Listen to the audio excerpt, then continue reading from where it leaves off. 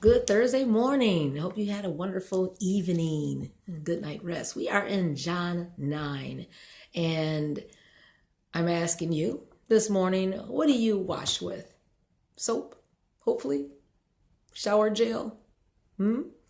Well, we're talking about the man who, it was a young man who was healed at a pool called Siloan.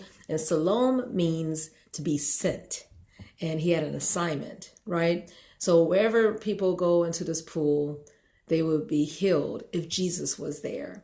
And in John 9:4, it also reiterates the theme of an assignment that Jesus had. In fact, it says, I must work the works of him who has, what? Sent me. Each one of us are going to be sent somewhere to do a work. Wow, it is day, right? We see the daylight. Sunrise, because when night cometh, and they're talking about the whole life.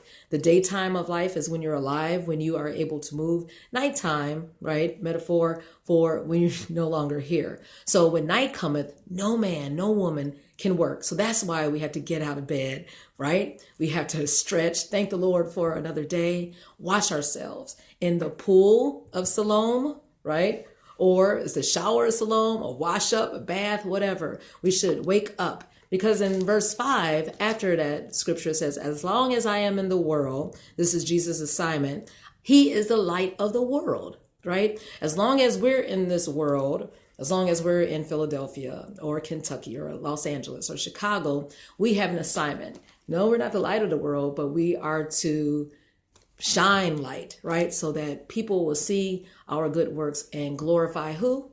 Our Father in heaven, right? Yeah, let our light shine. So that is our assignment, our work, to be out in the world, temporary, right? While it's daytime, we are to wash ourselves, right? In a word, that's in verse 11, go to the pool of Siloam and wash. And I went and washed and I received sight. God will give us sight. Every day, he will reveal things, revelation, new things, absolutely every day, nothing stale, because we're asking the Lord to refresh us, renew us, refill us. And in verse 15, again, Jesus put clay on the young man's eyes and he washed and he was able to see. And, people were asking, well, how did this happen, right? Going back and forth. The parents were like, go ask him, because they were trying to trap him, and people were afraid, right? That's why the parents were saying, no, go ask him what happened. Let him speak for himself, because they didn't want him to get kicked out of the synagogue, being aligned with Christ. But we have no fear today. We're going to let our light shine boldly. It doesn't have to be even without a word, right? It's our actions. And bottom line, we have this work. We're out in the world. We have washed ourselves physically, right? We're able to see. We're able to watch and pray. And then we are ready to worship in spirit and in truth. Everything we do becomes an act of worship. In fact, in 31 and 38, the young man said, Lord, I believe. And he worshiped him.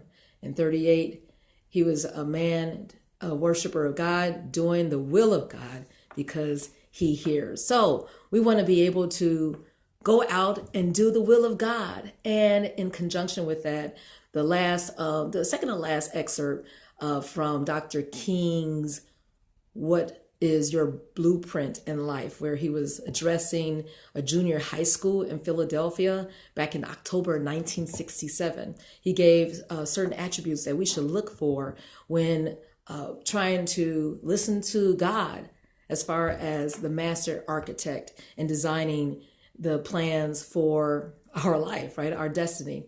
And he talks about, if you can't be a pine on the top of a hill, right? Be a scrub in the valley, but be the best little scrub on the side of the hill. That means do your best. Be a bush if you can't be a tree.